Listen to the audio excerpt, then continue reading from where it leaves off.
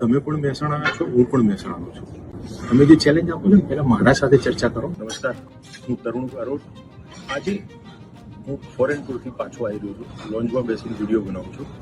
નરેન્દ્રભાઈ મોદી અને હર્ષભાઈ સંઘવી ઉપર જે ભાઈ વિપક્ષના નેતા ટિપ્પણી કરી રહ્યા છે એમને એટલી ખબર હોવી જોઈએ. 2022થી અત્યાર સુધી 36,000 કરોડનું ડ્રગ્સ પકડી અને એક વર્ષમાં 12,000 કરોડનું પકડ્યું. આટલું સારું કામ પોલીસે જ કરેલું છે. એના ઉપર બ્લેમ કરવાનું પણ તમારી જગ્યા ખોટી છે. કોંગ્રેસમાં રહીને તમે કશું કરી શકવાનું નથી.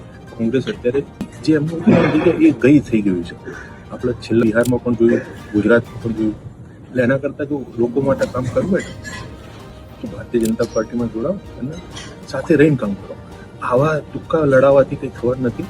હું પણ ઓબીસીમાંથી આવું છું. નરેન્દ્રભાઈ મોદી પણ ઓબીસીમાંથી આવે છે. કોંગ્રેસે વર્ષો સુધી ઓબીસી, એસસી, એસટીને દલિત કરીને રાજી રાખ્યા સિવાય કશું કર્યું નથી. એટલે આ ઇંગ્લિશ વાતો કર્યા સિવાય અને જે આપણે ગુજરાતીમાં એક કહેવત છે ને તો આબ સામે ફૂંક ઉડાડવાથી કશું થાય નહીં.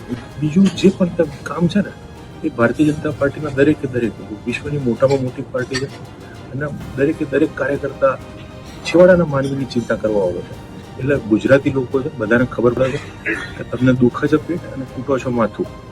સૌથી મોટામાં મોટા નેતા પણ તમારા, અત્યારે હું જે મિત્રના ત્યાં ગયો હતો એની નાની છોકરી પણ એવું કહેતી હતી કે પપ્પુ ક્યાં કરવા એમ કરે.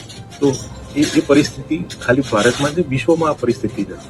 મારી તમને દરેક વિરોધ પક્ષના નેતાઓને અપીલ છે કે 2047માં જે વિકસિત ભારત બનાવવાનું છે એના માટે ખભે ખભો મિલાઈને કામ કરીએ એવી આશા રાખું છું. ભારત માતા કી જય, વંદે માતરમ.